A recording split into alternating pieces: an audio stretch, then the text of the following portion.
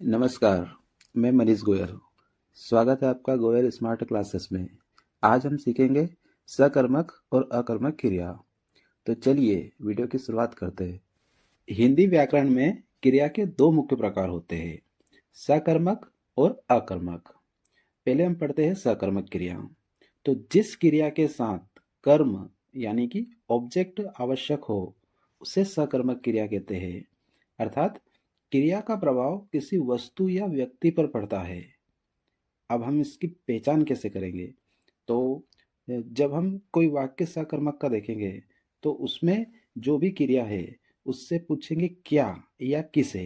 अगर उत्तर मिल जाए तो वह सकर्मक क्रिया है। जैसे हम आगे उदाहरण से देखते हैं। राम किताब पढ़ता है। क्या पढ़ता है? तो किताब पढ़ता है। सीता खाना बनाती है। क्या बनाती है? खाना बनाती है। मोहन पत्र लिखता है। क्या लिखता है? पत्र लिखता है। तो यहाँ पर किताब, खाना और पत्र ये सब कर्म है, इसलिए ये सभी वाक्य सकर्मक क्रिया के हैं। तो इस तरह हमने देखा सकर्मक क्रिया। तो अब हम सीखते हैं अकर्मक क्रिया। जिस क्रिया के साथ कर्म की आवश्यकता नहीं हो उसे अकर्मक क्रिया कहते हैं।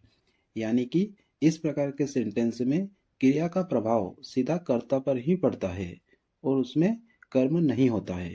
अब इसकी पहचान भी हम ऐसे ही कर सकते हैं कि क्रिया के बाद क्या या किसे पूछने पर कोई उत्तर नहीं मिले तो वह अकर्मक क्रिया होगी। अब हम सीखते हैं अकर्मक के कुछ उदाहरण लेकर। बच्चा रोता है। क्या रोता है? कोई उत्तर नहीं है, क्योंकि जो रोने की क्रिया है वो कर्ता पर ही उसका प्रभाव पड़ रहा है, इसलिए ये अकर्मक क्रिया है। पक्षी उड़ते हैं। क्या उड़ते हैं? कोई उत्तर नहीं है, क्योंकि उड़ने की क्रिया का जो प्रभाव है वो पक्षी पर ही पड़ता है। वह सो रहा है। क्या सो रहा है? कोई उत्तर नहीं है। तो इस प्रकार हमने सीखे अकर्मक क्रिया के उदाहरण। अब हम सारणी के माध्यम से सकर्मक और अकर्मक क्रिया में अंतर देखते हैं। तो जो सकर्मक होते हैं उसमें कर्म की आवश्यकता होती है और अकर्मक में कर्म की आवश्यकता नहीं होती है। प्रश्न जब हम सकर्मक से क्या या किसे पूछते हैं तो उत्तर मिलता है, और अकर्मक क्रिया से अगर हम प्रश्न क्या या किसे पूछते हैं तो उत्तर नहीं मिलता है। उदाहरण के लिए, वह किताब पढ़ता है, सकर्मक।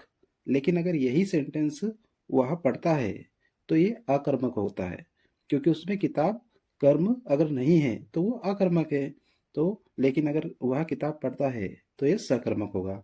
और जैसे कि वह सोता है तो यह अकर्मक होगा। तो आज हमने सीखा सकर्मक और अकर्मक क्रिया पहचानना। अब आगे के वीडियो में हम सकर्मक और अकर्मक के बहुत सारे उदाहरण लेकर प्रश्नों की प्रैक्टिस करेंगे। तो इसी के साथ हम आज की क्लास को करते हैं एंड। और गोयल स्मार्ट क्लासेस से जुड़ने के लिए बहुत बहुत धन्यवाद।